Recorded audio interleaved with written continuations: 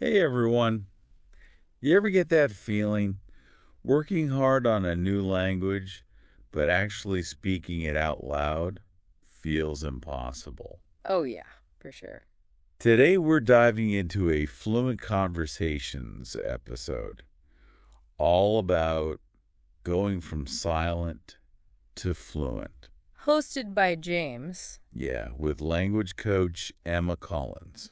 This one really digs into the mindset piece. Yeah, they talk about that right away. A lot of times it's not the grammar holding us back. Or even the vocab. Right. It's all mental. They say fluency comes from speaking the language, not just waiting till you feel ready. So important. Which I think is so interesting. Like, a lot of learners get trapped in this fear. I know I do sometimes. Fear of messing up. Cool boy. Being judged. Yeah. Or even just not knowing the right words. Oh, yeah, that's the worst.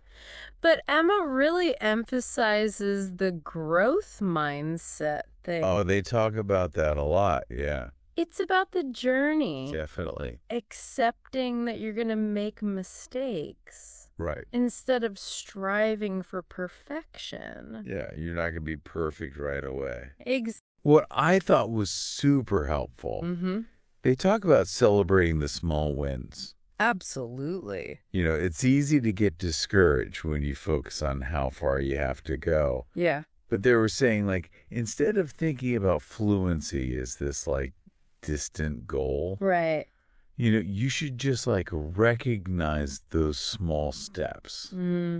Like, when you speak a full sentence. Yeah. Without stumbling or, like, asking a question. Yeah, or even just using a new word. Right. And using it right. All of that is a victory. Celebrate those moments. So true. It's all about those small bits of progress. Okay, so let's talk about how we actually, like, break through the silence barrier. Right. Because that's the big one. Right. One of the things that really struck me was this idea of thinking in the target language. It's so simple. It really is. But so powerful. Yeah. She gives this example. Okay. Like, imagine you have to go to the store to buy vegetables. Okay. So instead of translating that whole sentence in your head, try thinking, go store, buy vegetables. Yeah. Sounds a little cavemanish. It does. It really helps you to. It just, like, yeah. Bypass that translation step. And start thinking directly in the language. Right. Which is, I think, crucial to fluency. Yeah. If you want to get fluent, you have to think in the language. Yeah. And they recommend journaling, too. Oh, yeah. They say even if it's just like one or two sentences. Just a little bit every day. At first, it's a great way to start solidifying your thoughts.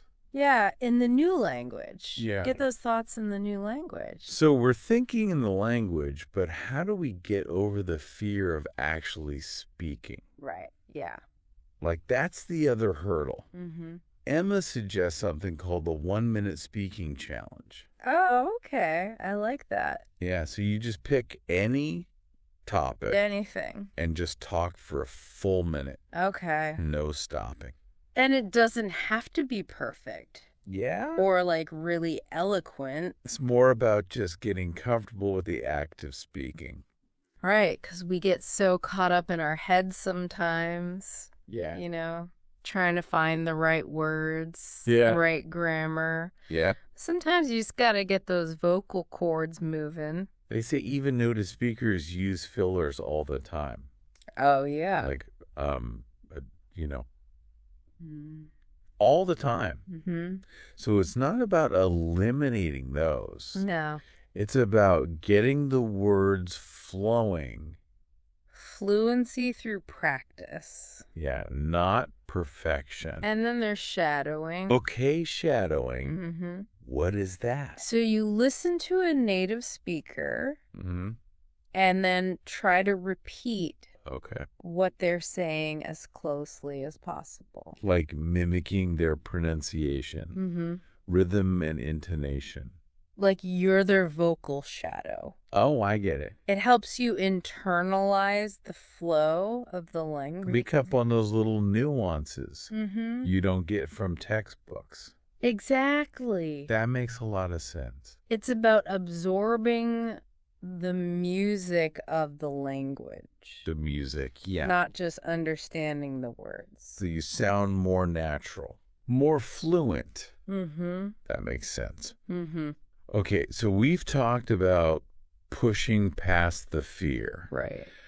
Practicing thinking in the target language. Mm-hmm. Getting those words flowing. Mm-hmm. But how do we actually take it to the next level? Mm-hmm. How do we level up our fluency? This is where Emma gets into phrasal verbs and chunks. Okay, so what are those? Mm-hmm. I've heard those terms before, but I never really understood Okay. what they mean in practice. Think of it like building with Legos. Okay. Instead of using individual bricks for everything, Mm-hmm. you use those pre-assembled pieces, like Right. those chunks of Legos that already make a shape. Okay. So instead of putting together what do you think, Right. you just grab the whole phrase, what do you think, Yeah. as one unit.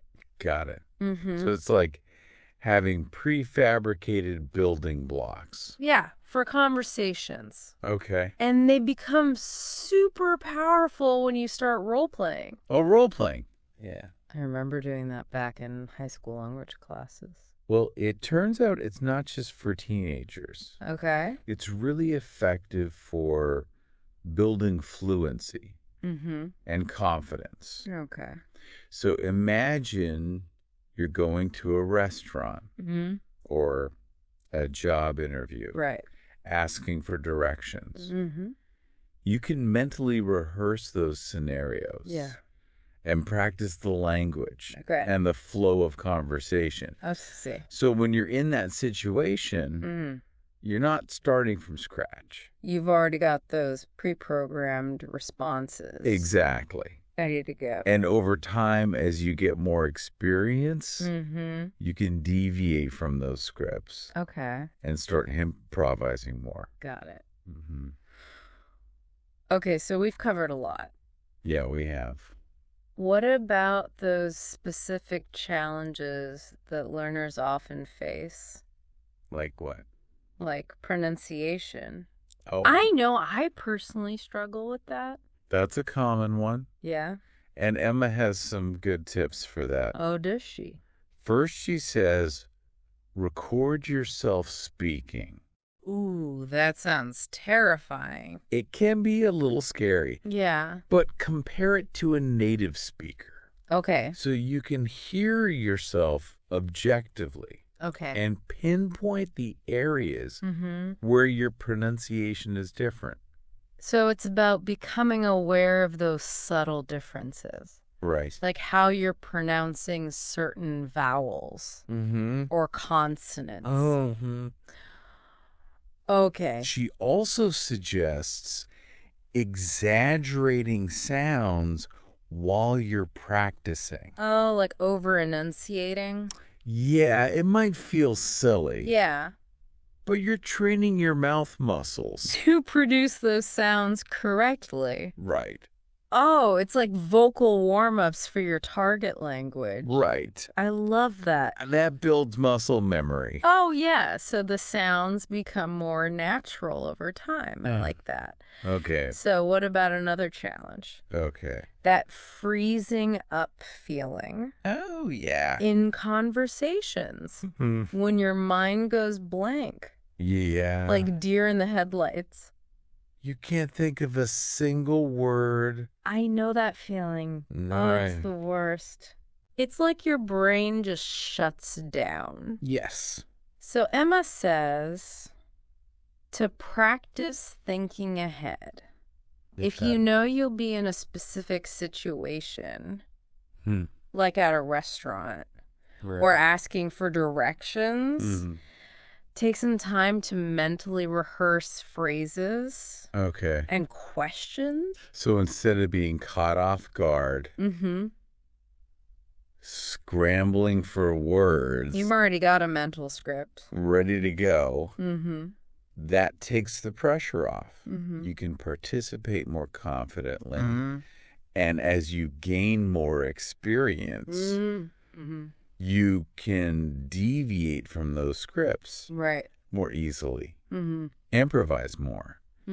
So it's about building that foundation of pre-prepared phrases and then using that to have more spontaneous conversation. Okay. Fluency isn't about memorizing a bunch of phrases. Right. Or speaking perfectly every time. Yeah. It's about communicating your ideas. Right. Effectively. Even if you make a few mistakes. Yeah, that's reassuring. Sometimes I get so caught up in the idea of sounding like a native speaker, I forget the real goal is just to communicate. Exactly. Just to talk. Yeah. The most important thing is to just start speaking. Yeah. Take action. Okay. Embrace the opportunities to practice.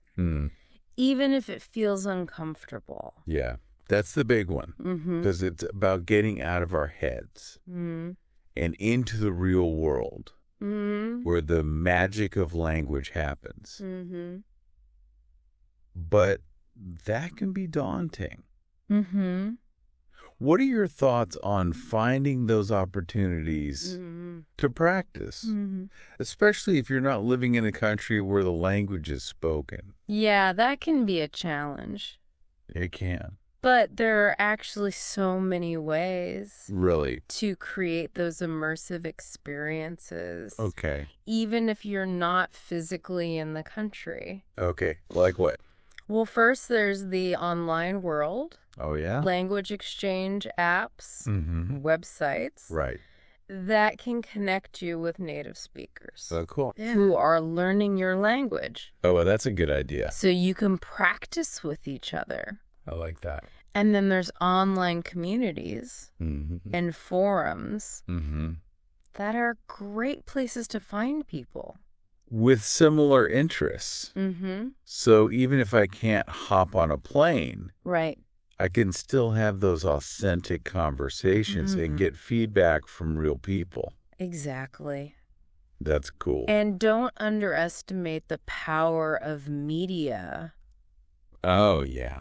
In your target language. Like Movies, TV shows, music, podcasts, even audiobooks. Right. It exposes you to different accents, Yeah. speaking styles, and it helps you internalize the rhythm and flow of the language. Like passive learning. Right. That makes a big difference over time. Exactly. Cool. And if you're feeling ambitious, Okay. try setting up a regular language exchange. Okay. With a friend or family member who's also learning the same language. I love that idea. So you can challenge each other. Yeah. Share resources. Celebrate your progress together. Yeah, it's like you turn language learning into this shared experience, which could be really motivating. So much of this comes back to mindset, though, doesn't it? Yes, it does. It's about shifting from I can't to how can I? Exactly. Right. And one of the most powerful mindset shifts is to reframe those inevitable mistakes as valuable learning opportunities. Yeah. Instead of getting discouraged, when you make a mistake, you should try to view it as a chance to learn and grow. So it's about embracing those oops moments Mm-hmm. and seeing them as part of the process. Yeah, everyone makes mistakes. Right. Even native speakers. It's part of being human. It is. And those little stumbles don't matter as much as the effort you're putting in. Mm-hmm. And the progress you're making. This whole conversation reminds me of something they said. Mm-hmm. Fluency isn't a destination. It's a journey. It's not about reaching that mythical endpoint where you speak perfectly without any effort. It's about enjoying the process of learning and growing, celebrating those milestones along the way. I love that. And you know what's so beautiful about language learning? It's a lifelong journey. It is. There's always something new to discover, a new nuance to master, a new way to express yourself. Exactly. So true. And it opens up so many doors. It does. To new cultures, new connections, new ways of seeing the world. Well said. I love that. So as we're wrapping up this deep dive, Okay. here's a final thought. Okay. What one small step can you take today to break your silence and move closer to fluency? What phrase will you master? What conversation will you practice? What new word will you add to your vocabulary? The journey starts now. It does. Don't wait for that perfect moment or that magical feeling of readiness. Just take that first step and then another and another. We're cheering you on every step of the way. We are. Until next time. Happy language learning. Happy speaking. Bye, everybody. Bye.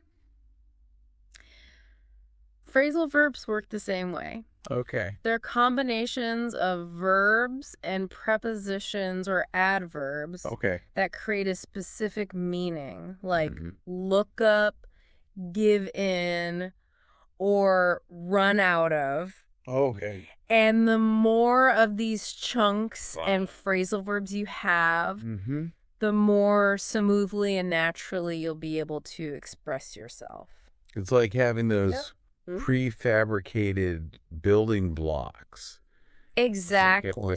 And they're really powerful when you start role-playing. Oh, role-playing. I remember doing that back in my high school language classes. Well, it turns out role-playing isn't just for teenagers. Oh, really? It's a really effective technique for building fluency and confidence. Right. Like imagine going to a restaurant, attending a job interview, or asking for directions. You can mentally rehearse those scenarios beforehand and practice the language and the flow of conversation. So when I'm actually in that situation, I'm not starting from scratch. Right. I've got some pre-programmed responses. Exactly. Ready to go. And over time, as you gain more experience and confidence, you'll find that you can deviate from those pre-rehearsed scripts more easily and start improvising. Got him. Okay, so we've covered a lot of ground here. Yeah, we have. But what about those specific challenges that learners often face? Like what? Like pronunciation. Oh, yeah. I know that's something I personally struggle with. Pronunciation is definitely a common hurdle. Yeah. Emma offers a few really practical tips. Oh, does she? First, she recommends recording yourself speaking. Ooh. That sounds terrifying. It can be a little cringeworthy at first. Yeah. But trust me, it's incredibly helpful. Okay. By hearing yourself objectively, you can pinpoint those areas where your pronunciation differs from the native speaker and focus on improving those specific sounds. So it's about becoming aware of those subtle differences. Exactly. Like the way you pronounce certain vowels or consonants. Exactly. Right. And she also suggests exaggerating sounds while practicing. Oh, so like over-enunciating. Yeah. It might feel silly. Yeah. But by over-enunciating, you're actually training your mouth muscles. Oh, wow. To produce those sounds more accurately. It's like doing vocal warm-ups. Right. For your target language. You got it. I love that. And I imagine that helps build muscle memory. Oh, yeah. So those sounds become more natural over time. I like that. Another challenge that many learners face is that feeling of freezing up. Oh, yeah. In conversations. You know that deer in the headlights moment? Oh, yeah. I know that feeling. Where your mind goes blank. Oh, it's the worst. And you can't think of a single word to say. It's like my brain just shuts down. Emma's advice for overcoming this is to practice thinking ahead. Okay. If you know you're going to be in a specific situation, like going to a restaurant or asking for directions, take some time beforehand to mentally rehearse. Okay. Key phrases and questions. So instead of being caught off guard and scrambling for words, I've already got a mental script. Exactly. Like it takes the pressure off and allows you to participate in the conversation more confidently. More confidently. And remember, as you gain more experience, you'll be able to deviate from those scripts more easily. Right. And improvise. So it's about building that foundation. Of pre-prepared phrases. Precisely. And then using that as a springboard for more spontaneous conversation. Precisely. And I think that's a really important point. Okay. Fluency isn't about memorizing a bunch of phrases or speaking perfectly every time. It's about being able to communicate your thoughts and ideas effectively. Even if you make a few mistakes along the way, that's a really reassuring thought. I think sometimes we get so caught up in the idea of sounding like a native speaker that we forget the real goal is to simply communicate. Right. Just to talk. And you know what really resonated with me from this episode is that the most important thing is to just start speaking. Yeah. To take action and embrace those opportunities to practice. Right. Even if it feels uncomfortable at first. Yeah, that's the big one. So it's about getting out of our heads and into the real world where the magic of language really happens. But that can be a bit daunting. What are your thoughts on finding those opportunities to practice? Especially if you're not living in a country where the language is spoken. Yeah. It can feel like a catch-22. You need to practice speaking to become fluent. Right. But it's hard to find those opportunities.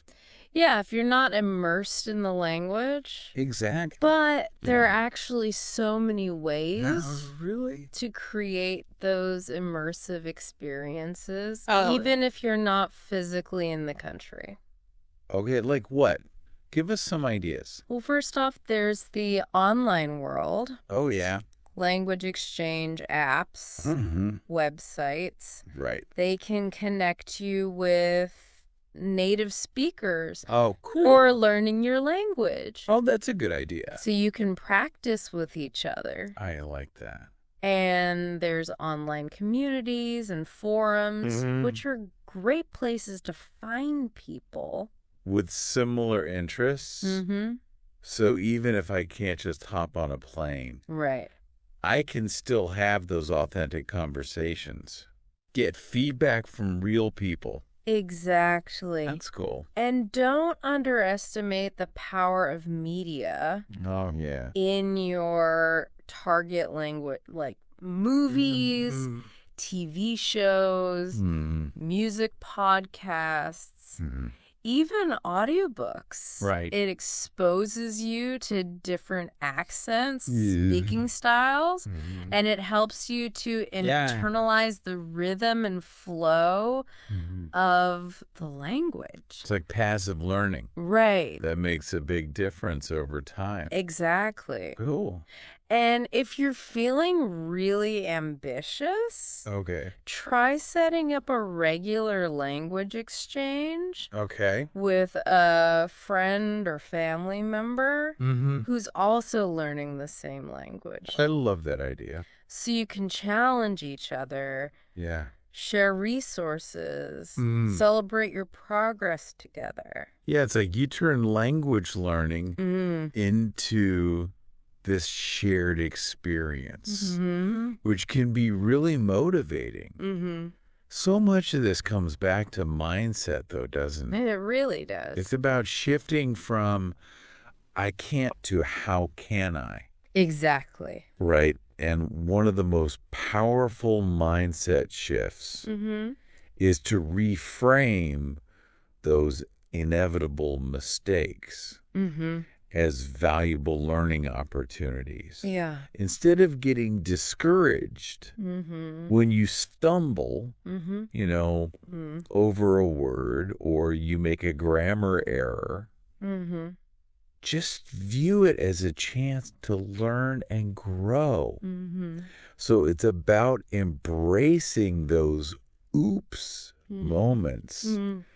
Seeing them as part of the process. Yeah, everyone makes mistakes. Right. Even native speakers. It's part of being human. It is. And those little stumbles don't matter as much as the effort you're putting in and the progress you're making. Exactly. This whole conversation reminds me of something they said. Fluency isn't a destination. It's a journey. It's not about reaching that mythical endpoint where you speak perfectly without any effort. It's about enjoying the process of learning and growing, celebrating the milestones along the way. Exactly. I love that. And you know what's so beautiful about language learning? It's a lifelong journey. It is. There's always something new to discover. Right. A new nuance to master, a new way to express yourself. So true. And it opens up so many doors to new cultures, new connections, new ways of seeing the world. Well said. So as we wrap up this deep dive, here's a final thought for you. Okay. What one small step can you take today to break your silence and move closer to fluency? What phrase will you master? What conversation will you practice? What new word will you add to your vocabulary? The journey starts now. It does. Don't wait for that perfect moment or that magical feeling of readiness. Just take that first step and then another and another. We're cheering you on every step of the way. Until next time, happy language learning. Happy Speaking Day. Bye, everybody.